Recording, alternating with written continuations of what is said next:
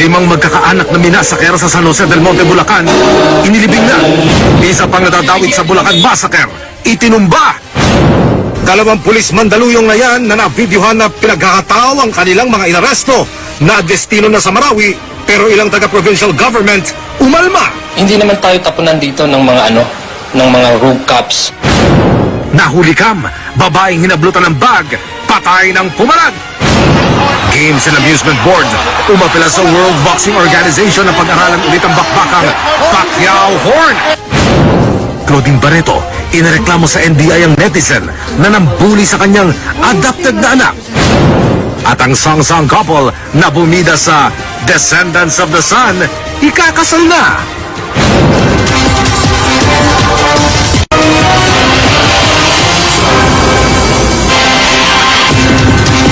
Magandang gabi po, Luzon, Visayas at Mindanao. Sa kamay mismo ng kanyang tiyahin, namatay ang isang batang 1 taong gulang pa lamang. Pag-amin po ng tiyahin, binalot niya ng tape at damit ang bata, saka isinilid ng ilang oras sa kabinet bago siya natagpuan sa kalapit na kanal. Wala raw kasing tigil sa kaiyak ang bata, kaya pinatahimik ng tiyahin na aminadong lulong noon sa droga. Nakatutok si Salima Refran, next cruiser. Masayahin at bibong bata ang 1 taong gulang na si Brian Jason Agustin o Pau Pau. Kahapon ay nireport ng kanyang lolang nawawala ang bata. May nag-text din na humihingi ng 3,000 pesos kapalit ni Pau Pau. Pero ang mga ngiti ni Pau Pau, hindi na masisilayan. Hating gabi nang matagpuan ng bata, wala ng buhay sa kanal sa labas ng kanilang bahay sa Caloocan. Ayon sa SOCO, 5 hanggang 6 na oras ng patay ang bata nang madiskubre. At ang sospek, mismong tiyahin ng bata. Nakagamit po kasi ako ng droga. Hindi ako po nagawa yun. Nainis daw si Maria Ruth Mariano kay Pau Pau dahil sa walang tigil na kaiiyak. Naliligo na po kasi ako. Wala po maiwan dun sa bata na nasa kuna. Sobrang inis ko po, kinuha ko po, binalutan ko ng tape po tsaka damit. Tsaka ko ba tinago sa cabinet.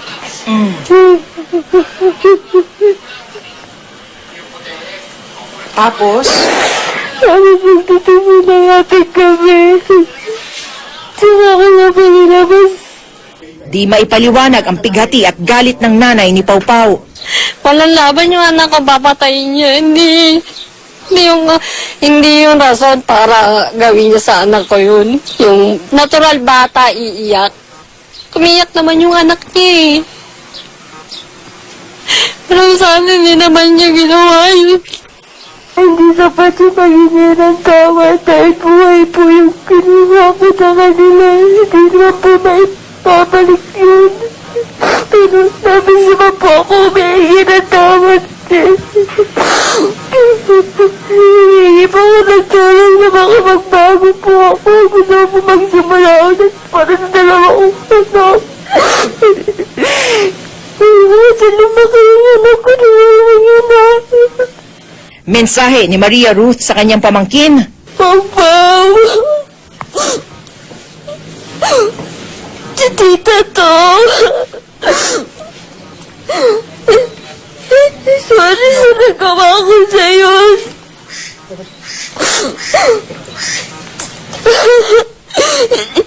Hindi ko yun sinasadya. Talagang pinagod yung sa'yo. Ba't ko nagawa yun sa'yo? Nana!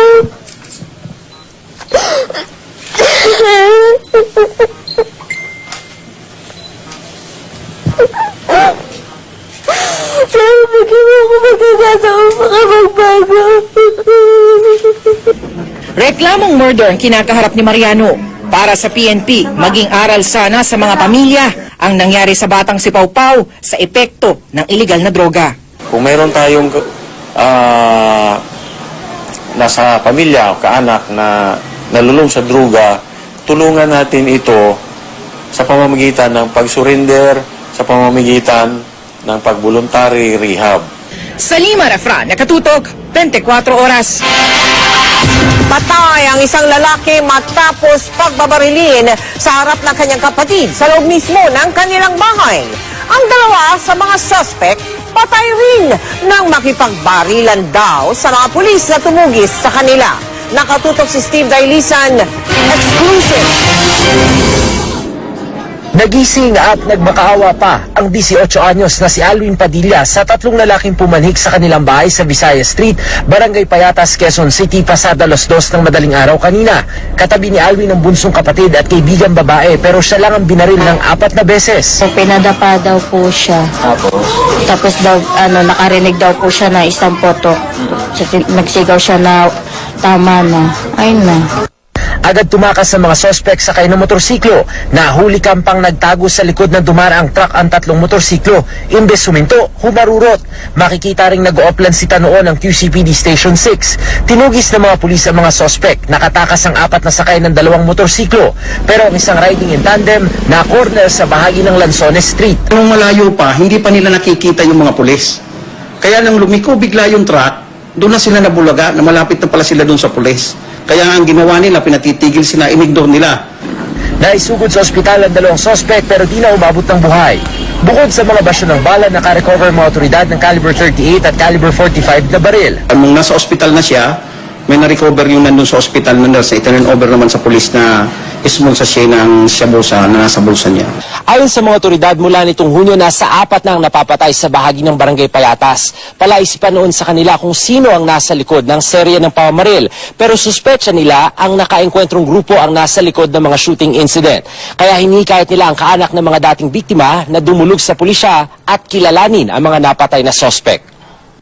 Panawagan ng mga magulang ni Alwin, sana raw madakip ang iba pang sangkot sa pagpatay. Sana nga po ganun.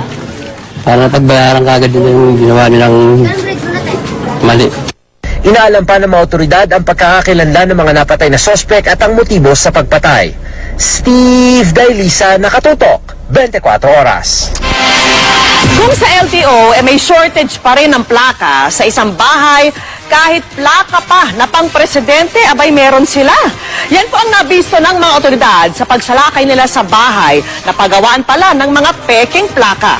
Nakatutok si Emil Sumangit. Isang ordinaryong residential property ang itsura. Pero sa loob ng bahay na ito na matatagpuan sa Barangay Bagong Silangan, Quezon City, nadiskubre ang pagawaan ng mga iligal na plaka ng sasakyan.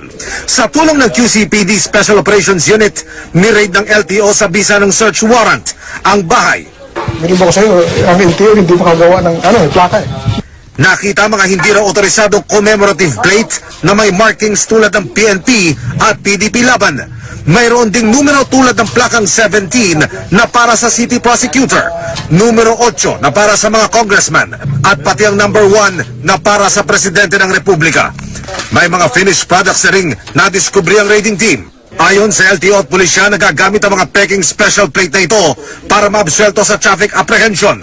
Pulido raw ang yari at ginagamit din daw ng mga kriminal at sindikatong pasok sa kambal plaka modus at carnapping. Itong mga nakaw na sasakyan, nagagawa nilang paraan, nakakahanap sila ng plaka. Diba? So ito yung kanilang kinokontak para maglagay doon. Minsan, ginagamit din daw ang mga peking plakang gaya nito kahit ang mga simpleng motoristang gustong makatakas sa color coding. Ang lubos na ikinabahala pa ng LTO ang natagpo ang plate sheets na ito na kaya raw gumawa ng halos 200,000 plaka para sa mga motorsiklo. Matatanda ang nagkaroon ng nakawan sa LTO nitong nakaraang taon at plate sheets sa kanilang bodegang natangay. Under investigation pa raw ito ng NBI pero dapat makasama sa iimbestigahan ang ebidensyang ito. Hindi ko kasi nakaka-request ng duplicate plates unless na lamang na meron silang request sa LTO na nawala yung plaka nila. Timbog ang mga murina sa likod ng iligal na operasyong ito. Sina Jahaziel Alcantara at Christine Nemen na umaming walang permit sa LTO. Karamihay mga car enthusiasts daw na nais magkaroon ng pansamantalang plaka ang kanilang parokyano. Ginagawa po lang namin yan for temporary plate.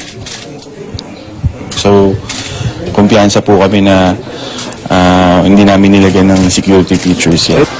Pero dapat nandito yung file number. Alam ng pulisya, may kasabwat ang mga ito sa LTO. Well, technical advisor. Pwede kasi na mga dating galing sa LTO na hindi natin malaman kung hanggang ngayon may connect doon. Yun ang ating iimbestigahan. Emil Sumangil, nakatutok, 24 oras. Sa libing ngayong araw ng 5 magkakaanak na minasaker sa San Jose del Monte, Bulacan, hustisya ang hiling ng naulilang padre de pamilya. Hindi na rin naman daw mabubuhay muli ang kanyang mag-anak kahit tila iniisa-isa ng patayin ang ilang person of interest sa kaso. Tinutukan niya ni Maris Umali. Suot ang t-shirt na may nakatatak na ibalik ang death penalty, hindi na napigil ni Dexter Carlos ang emosyon nang silipin ang labi ng kanyang asawa bago ito dalhin sa simbahan.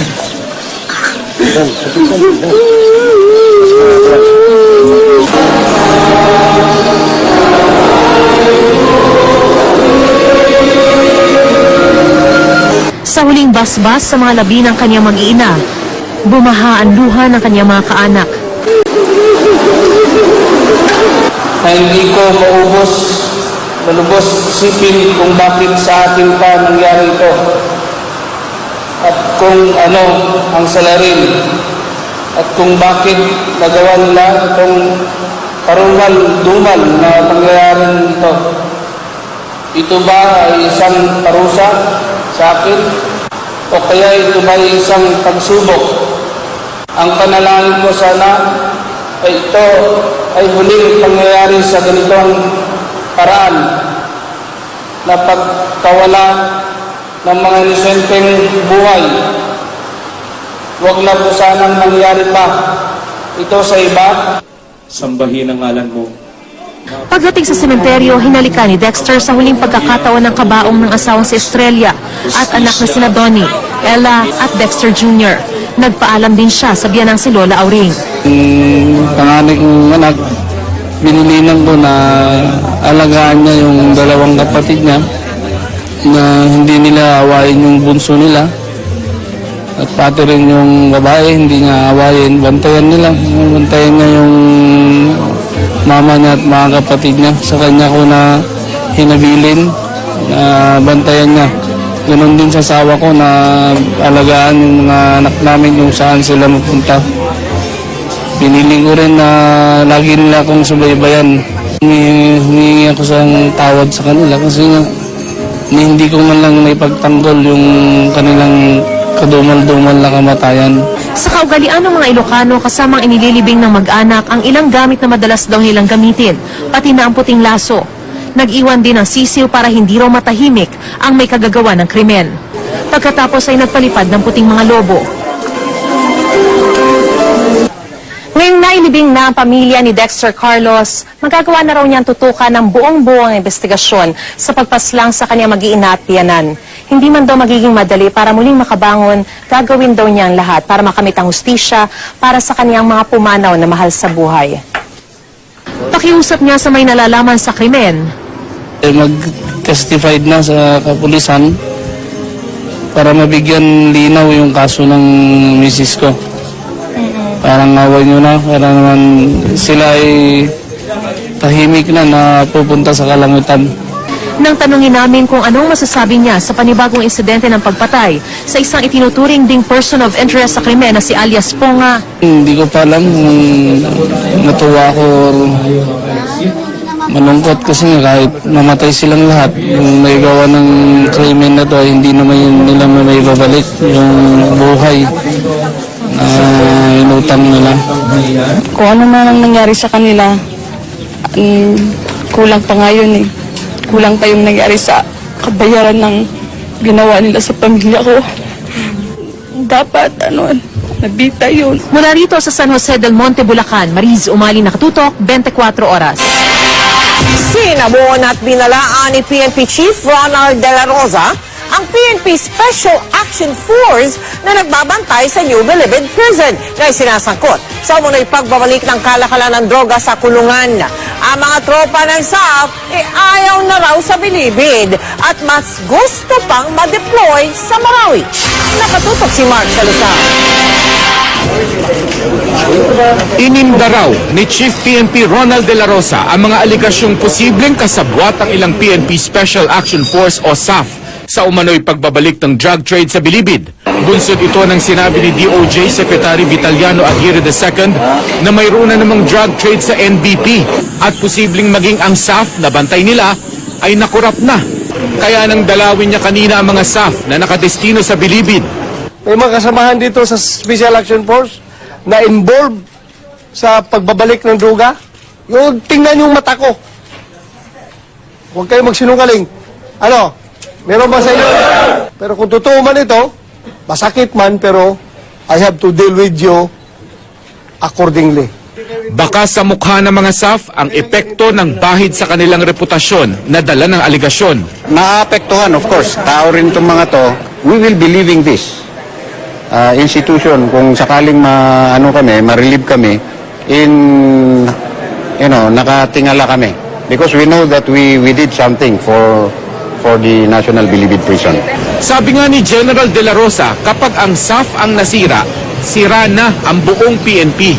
Kayong gumawa ng kalokohan, huhuramintadahuhin ko talaga kayo. Sa taas ng pagtingin ko sa inyo, tapos sisirain ninyo, pagkita-kita tayo kahit saan tayo magkita, talagang uupakan ko kayo. Ha, gentlemen? Usapang lalaki yan, ha? Pero aligasyon pa lang ang lahat na iniimbestigahan ng PNP Directorate for Investigation and Detection at Directorate for Intelligence. Baka raw kasi propaganda rin ito ng mga drug lord laban sa SAF. Napakalaki itong ginigiba natin na sindikato. Gigibain at gigibain tayo dito. Kaya magpakatatag tayo. Sa totoo lang, dati na raw gusto nang i-pull out ni General De La Rosa ang SAF sa Bilibid para pakinabangan ang husay nila sa urban warfare, lalo na ngayon sa Marawi. Sino gustong pumunta sa Marawi? Ayaw na dito. Ibig sabihin, i-pull out natin yung sa Marawi. Palit kayo doon. Pero ayaw ng Bureau of Corrections na mawala sa kanila ang SAF. Malaking bagay na itulong po ng SAF dito. So, kung kami tatanungin, mas gusto namin sila katulong namin dito. Salamat na lang, salamat. Mark Salazar, nakatutok, 24 oras. Bukas ang Malacanang sa posibilidad na hilingin ang pagpapalawig ng martial law sa Mindanao. Pero habang wala pa yan, pupulungin muna ng Senado ang mga security official ng gobyerno para alamin ang sitwasyon sa Marawi. Nakatutok si Jamsi Santos. Sa July 22, ang ika-60 araw ng deklarasyon ni Pangulong Rodrigo Duterte ng martial law sa Mindanao. Sa ilalim ng saligang batas, hanggang 60 araw lang ang martial law, liban na lang kung humingi ang Pangulo ng extension at apurbahan ito ng Kongreso na siya rin magtatakda na itatagal nito. Ngayong hindi pa rin tapos ang bakbakan sa Marawi sa pagitan ng gobyerno at multigroup na humanay sa ISIS, bukas ang Malacanang sa posibilidad na humingi ng extension ng martial law sa Mindanao. Depende yun. Alam mo, si Presidente na nga nagsabi, if I have my choice, sinasabi na, gusto ko 1 week tapos na yan eh. Pero depende nga sa situation on the ground. Kung anong realidad, yan ang gagawin natin. Ang Armed Forces of the Philippines may mga kondisyon daw na pag-aaralan bago masabi kung kailangan palawigin ang martial law. And that assessment regarding whether those conditions have been met has not yet been made fully. It will be made in about a week and a half or two. Sabi ni Panelo, kung hindi i-extend ng Kongreso ang martial law sa July 22, maaaring kailanganin ang panibagong proklamasyon ng martial law. Pero ayon kay Senador Cheese Escudero, kung para sa parehong lugar at laban sa parehong kalaban ng martial law, dapat humingi ang palasyo ng extension sa Kongreso imbis na maglabas ang palasyo ng panibagong deklarasyon. Dapat daw mag-ingat ang mga tagapayo ng Pangulo sa mga bagong legal na teorya na maaaring makwestiyon kung naaayon sa konstitusyon. Hindi pa man gumagawa ng hakbang para hingin sa Kongreso ang pagpapalawig ng martial law, ang Senado hihiling daw ng briefing sa security officials ukol sa sitwasyon sa Marawi bago mag-July 22. Sabi ni Senate Majority Leader Tito Soto, maaaring i-extend na Kongreso ang martial law ngunit hindi na buong Mindanao ang sakop. Depende raw ito sa sasabihin ng security officials. Yes, we might extend, but it could probably be limited to Lanao del Sur or areas where there are no longer any possibilities of conflict. Jamsi Sante, nakatutok, 24 oras. Kahit nagkapasa at sugat, napatawad na raw ng isa sa mga MMDA enforcer na pinagbubuntal sa viral video. Ang nambugbog sa kanyang driver at konduktor ng bus. Pero ang MMDA chairman, desididong kasuhan ang dalawa. Nakatutok si Bernadette Reyes, exclusive. Ito ang video ng panununtok ng driver ng Metro Manila Bus na si Eddie Magantong Jr. sa MMDA Traffic Enforcer na si Roberto Supan noong Lunes. Nagugat ang karahasan ng sitahin ng Traffic Enforcer ang driver dahil sa pagbaba ng pasahero sa no loading and unloading zone sa EDSA Corner P. Tuazo noong Lunes. Di naagip na video pero maging ang konduktor daw na si Kim Lester Padilla nakisuntok din. Nagkapasa at nagkasugat sa mukha si Supan. Nahawakan ko po yung dalawang kamay ng driver. Ngayon po, nung hawak-hawak ko po, kinakausap ko yung driver. Sabi ko, maglaylo lang, easy lang, traffic violation lang yan. Mapag-uusapan yan. Nagulat ko at naramdaman ko na lang na marami na sapakang inaabot ko sa likod. Nabitawan ko po yung kamay ng driver. Kaya naupakan din ako ng driver. Sa video makikitang tumabi na lang si Supan sa gilid ng bus matapos pagsusuntukin. Di raw niya makuhang manakit o lumaban sa ngalan daw ng ahensyang nagbigay sa kanya ng kabuhayan ng mahigit 2 dekada na. Alam naman natin ang tingin ng mga tao sa ano. Gusto ko lang po talaga mabago ang pananaw ng mga driver sa MMDA. Kaya kasama na po yun. Kasama na po yung pagtitimpi ko. Napatawad na raw niya ang driver at konduktor. Pero si MMDA Chairman Danny Lim, Suportado ko all out yung mga tao ko. Dahil nasa tama sila eh. So, kakasuhan natin itong mga nanuntok na ito na driver at conductor.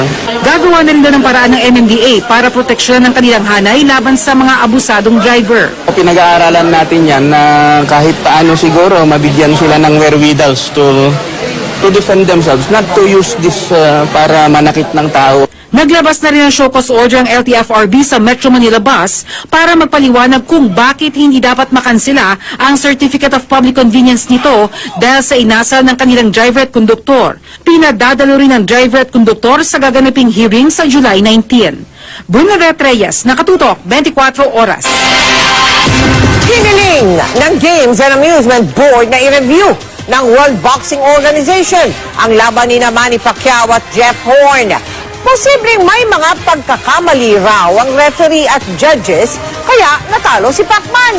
Nakatuto si Marisol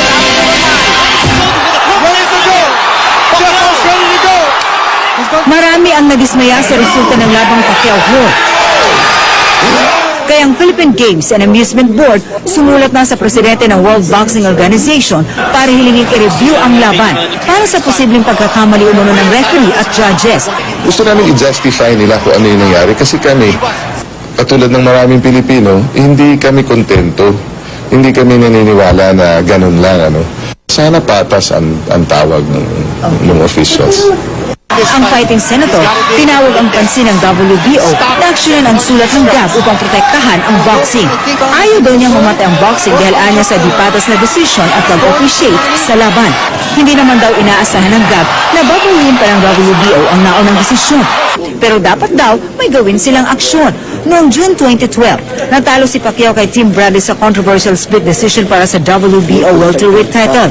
Bumuo noon ng 5-member panel ang WBO at matapos ang review ng mga batikang judges, unanimous ang decision pabor kay Pacman pero hindi na binago ang resulta ng naging laban. Sa halip ay nagkaroon na lang ng rematch.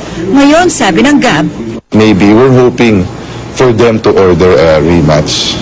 Ayon naman sa boxing analyst at licensed boxing judge na si Mike Ochoa, nararapat lang ang ginawang hakbang ng GAB pero hindi anya magiging madali ang proseso. Matagal at mahirap.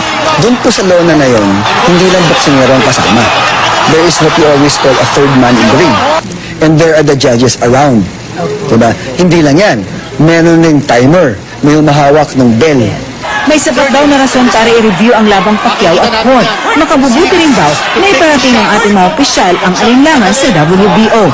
Now, I think there's a glaring question on how the fight was handled. Ang Association of Professional Boxing and Ring Official, wala man daw nakitang mali sa sinabi ng referee na proprotektahan niya si Horn pero may mga bawal anilang ginawa si Horn na hinayaan lamang ng referee. Ang nakita ko, yung mga headbutt, dapat yun, nag-warning siya na, okay, dahil 2 beses. And then yung Siko, Una nang iginit ni Jeff Horn na karapat-dapat ang kanyang pagkapanalo. Ay namang magkomento ng referee na si Mark Nelson sa mga pagpuna. Ang naging aksyon ng Games and Amusement Boards ay hindi lamang daw para kay Pacquiao. Pagpapakita raw ito sa WBO at sa boxing industry na hindi na lang basta-basta mananahimik ang Pinoy. Kung sa tingin ng ating mga opisyal ay naaagrabyado ang mga profesional na manlalaro. Marisol Abduraman, Nakatuto, 24 Oras. Ang mga balitang dapat niyong abangan. Ngayong nagkalat ang mga manyaki sa mga pampublikong sasakyan. Ano ang dapat gawin para hindi mabiktima? Batang to sawa kung gumamit ng gadget na ospital. Kaya, Andrea Torres, ano ba ang sikreto para manatiling fit and sexy? At ang on-screen romance ng mga bida sa Descendants of the Sun mauuwi sa kasalan. Tuloy-tuloy ang aming pagbabalita, kaya tutok lang dito sa 24 Oras.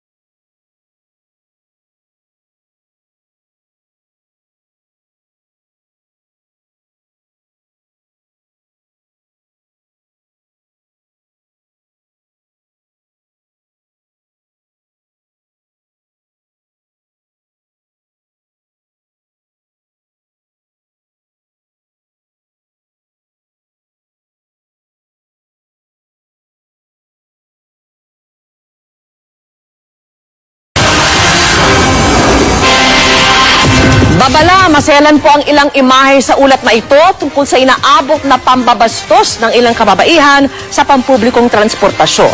Nagkalat daw ngayon ang mga manyak sa mga bus at jeep. Ano ba ang mga dapat gawin sakaling malagay kayo sa ganitong sitwasyon? Yan po ang tinutukan ni Cedric Castillo. Mula Titig, Sipol hanggang sa Garapalan ng Chansing. Naging biktima na raw ang magkaibigang sina Aina at Alexandra, mapabusman o jeep. Kung minsan, wala na raw talagang pinipili ang mga kinulang sa tamang asal. Na-encounter ko yun, parang nandito yung kamay niya, tapos tinanggal ko agad. Sabi ko, uy kuya, yung kamay mo naman. Pero naririnig nila, tapos nakatingin sila. Tapos pinausod nila ako, tapos yung pinagitnaan ako nung isa pang babae. Nung nag-short ako na mahiksi. Yes. Jeep po. Opo. Ano pong nangyari? Iba yung tingin, mula ulo hanggang paa. Pero simula nadala na ako. Tsaka kung makasipol, yung nasipol pag naglalakad. Marami ng horror stories ng mga kababaihang nababastos sa pampublikong transportasyon tulad ng bus at jeep. Sa social media, kalat ang mga video at larawan kung saan hindi lang nagpapakita ng sensitibong bahagi ng katawan ang mga lalaki sa mga babaeng biktima, may ibang gumagawa pa ng kalaswaan. Paalala sa publiko ng isang samahan ng mga tsuper, obligasyon ng mga driver ng jeepney na siguruhing mapapangalagaan ang kapakanan ng mga pasahero. Pwedeng iparada ng driver, kausapin ang driver, ang concern na nagrereklamo at yung nirereklamo. At yan, pwedeng idiretso sa presinto na kasama ang complainant, kasama ang driver na siyang magwi-witness. Pero rin naman po silang sigurong kapatid na babae, nanay. Dapat po hindi nila ginagawa yun kasi po kabastusan po yun. Ang payo naman ng isang asosasyon ng city bus operators sa mga nabibiktima, huwag kalimutan na maraming kakampi sa loob ng sasakyan. Kunin nila yung atensyon ng mga tao sa paligid nila. Kumibong sila. Kasi kung hindi sila titibo, ay hindi malalaman yung ginagawa sa kanila. Nandoon yung mga instruction ng mga operator sa mga inspektor at sa mga konduktor na mag-a-assist sila sa pasahero. Hindi lang yung basta sila nag-i-inspection ng ticket. Sisitahin ko siya dahil hindi tama yung ginagawa niya. Pero kung tsuper, driver o maging konduktor naman ang lumalapastangan sa karapatan ng pasahero, huwag rin daw papasindak kahit pa sila ang may hawak ng manibela. Kuna nila ng picture yan, yung mga driver na ganyan, dyan kami Hindi namin pwedeng konsintihin yung mga ganyan na empleyado. Kunin ng plate number, i-report sa LTO, then mag-file siya ng formal complaint sa LTFR with the LTO. Cedric Castillo, nakatutok, 24 oras. Mabilis nating silipin ang iba pang mga balita. Nahulikam sa Katiklan Jetty Port ang tanggampaspuslit ng isang baril ng isang lalaki. Papunta rin sa Boracay ang suspect para sa isang seminar, pero nang sumalang sa x-ray machine ang dala niyang bag, nakita ang kalibre 22 na revolver. Pinag-aaralan pa ng pamunuan ng Pantalan kung kakasuhan ng suspect na wala rin umanong permit to carry firearms. Sa Lipa, Batangas, sugatan ng isang principal ng tambangan ng riding in tandem. Nagmamaneho raw ang biktima ng biglang pagbabarilin sa ulo ng mga lalaking agad tumakas sakay ng motorsiklo. Nagpapagaling na ang biktima sa ospital. Inaalam pa ang motibo at pagkakilanlan ng gunman. Sa Pasokini, Ilocos Norte, arestado ang lalaki ng gahasa umano sa babaeng anak ng kanyang kinakasama. Nabisto ang krimen ng magising ang pinsan ng biktima habang papatakas ang suspect. Hindi na tumanggi ang kalabosong suspect na noong 2016 pa raw minomolestya ang anak-anakan. Nasa ilalim na sa debriefing ang biktima.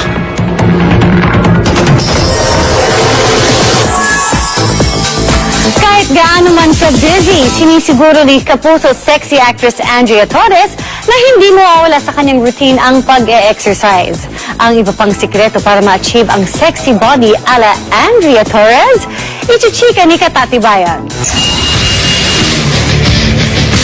Hot and sultry, unstoppable sa pagpapasexy si Andrea Torres sa kanyang bagong video endorsement. Walang pag-aatubili na raw si Andre na i-flaunt ang kanyang sexy figure. Mas comfortable ako ngayon dahil mas matagal na rin since nag-start ako mag-sexy-sexy. Mas palagay na ako. Wala raw specific diet na sinusunod si Andrea. Lahat ay kanya kinakain pero in moderation daw. Naging lifestyle na rin daw niya ang pag-exercise gaano man siya ka-busy. Light weights, mas marami ng reps, boxing, Muay Thai, kailangan makahanap ka ng workout na na-enjoy mo. Pero kamakailan ay kinailangan ni Andre na baguhin ang kanyang exercise routine matapos magka-mild slip disc. Napasama ang naging intense weightlifting exercise ng sexy Kapuso star dulot ng araw-araw na pagbubuhat. Nagka-bulge, nagka-tear, nawala ng liquid sa loob. So parang kung ikukumpara mo siya dun sa ibang discs, nauna na siyang tumanda. Ako kasi, kapag nangangarir ako ng isang bagay, kunyari yan, kailangan kong mag-prepare for a sexy pictorial or shoot, in-everyday ko. So, masama pala rin yung... Katatibayan, updated sa showbiz happenings. At sama-sama nating tutukan. Exclusive! Babaeng na biktima umano ng mga pastor at Hokage Facebook group, nagreklamo sa pulisya.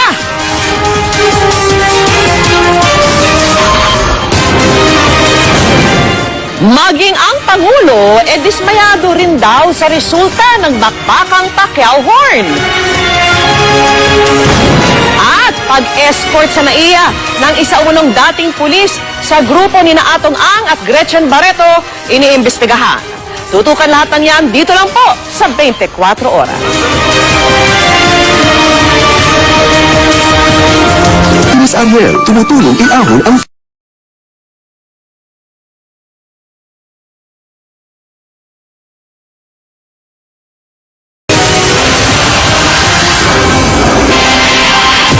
Inireklamo ng isang babae ang isang Facebook group na nagkalat daw ng kanyang larawan ng walang paalam. Dinoktor daw ang kanyang mga litrato para gawing malaswa. At dahil dito, nakatatanggap siya ng mga bastos na mensahe. Nakatutok si Susan Enrique. Balisa ang 22 taong gulang na si Marie, di niya tunay na pangalan ng mga kapanayam namin. Nagulat daw siya nang sabihan ng ilang kaibigan na may lumabas umano siyang malalasong larawan sa social media. May nag-inform po sa akin na ginawa daw pong clickbait yung picture ko papuntang porn site.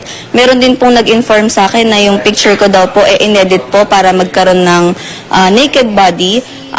Ang pinagtataka ko po at nasasaktan po ako dahil wala naman po akong mga letratong ganun. Si Marie, lalo raw na bahala nang makatanggap ng mga friend request, pati mga nakakabastos na mga mensahe mula sa mga taong di niya kilala. Nakatanggap po ako ng mga indecent proposals, kagaya po ng kung may financial problem po ako, kung meron daw po akong totoo daw po yung nagsaservice daw po ako for 5,000. Nalaman na lang ni Marie kinalaunan, may nag-ambag pala ng kanyang mga larawan sa isa sa mga tinatawag na pastor at Bible study na Facebook groups kung saan nagpapalitan ng larawan ng mga babae nang walang paalam. Pati ang kanyang cellphone number inilagay sa grupo. Noong Lunes lang iniulat ng 24 oras ang paglaganap ng mga ganitong klaseng Facebook group na ginagamit din sa pagpapakalat ng malalaswang larawan ng mga kababaihan.